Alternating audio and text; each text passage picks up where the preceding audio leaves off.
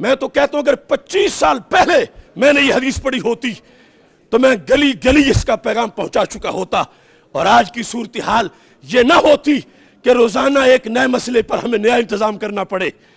میرے آقا علیہ السلام نے جب ختم نبوت کے لحاظ سے مستقبل کو دیکھا اور نظام عطا کیا تو نظام میں آپ نے کیا فرمایا؟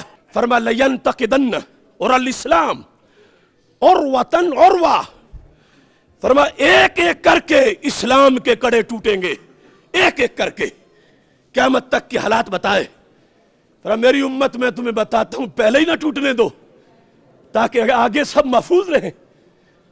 پہلا کڑا کیا نماز ہے، کیا روزہ ہے، کیا حج ہے، کیا زکوٰۃ ہے، یہ پلرز آف اسلام ہے، نہ انکار ممکن ہے اور نہ کوتاہی جائز ہے، مگر پہلا محاذ نماز نہیں ہے کہ سب اس پہ اکٹھے ہو جاتے سارا دین بچ جاتا۔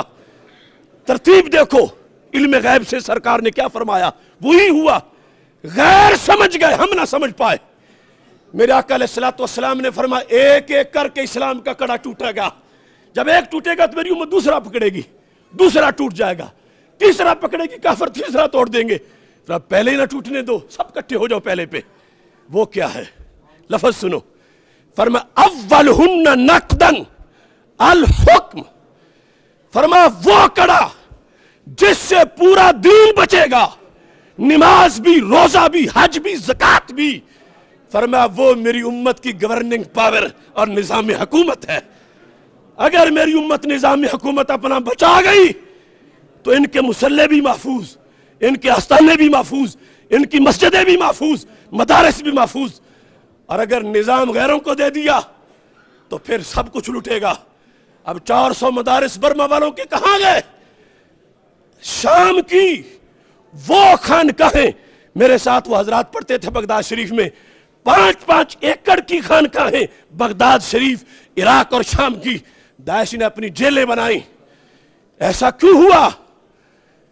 اولہن نقدن الحکم، حکم اسلام، نظام مصطفیٰ صلی اللہ علیہ وسلم، اس پہ کافروں نے پہلا حملہ کیا اور اتنی غلاظت گھوڑی کہ اس موضوع کو ہی ہمارے نصاب سے نکال دیا۔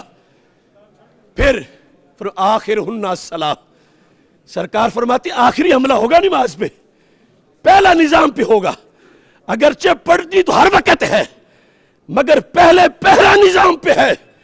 نظام بدماشوں کے لیے نہیں کہ وہ چلائیں، نظام ڈاکوؤں کے لیے نہیں وہ چلائیں، نظام امریکہ کے لونڈوں کے لیے نہیں وہ چلائیں، نظام وہ ہیں جو خلافت راشدہ کی سیٹ پہ پیچھے بیٹھنے والے ہوں۔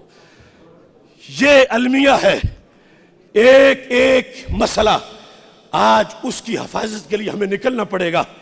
تو پھر فلا وربک لا یؤمنون حتی یحکموک، اللہ قسم اٹھا کے کہہ رہا ہے، سب سے بڑی قسم کہ محبوب مجھے تیرے رب کی قسم، وہ مومن نہیں ہوں گے اگرچہ نماز پڑھیں، اگرچہ روزہ رکھیں، اگرچہ حج کریں، اگرچہ زکوٰۃ دیں، اگرچہ چلے کاٹیں، اگرچہ وظیفہ پڑھیں، نہیں مومن۔ کب مومن ہوں گے؟ فرمایا حتی یحکموک، محبوب جب تمہاری حکومت لے آئیں گے، مانیں گے تو پھر مومن ہیں۔ یہ ہے قرآن کا پیغام ہمارے نام۔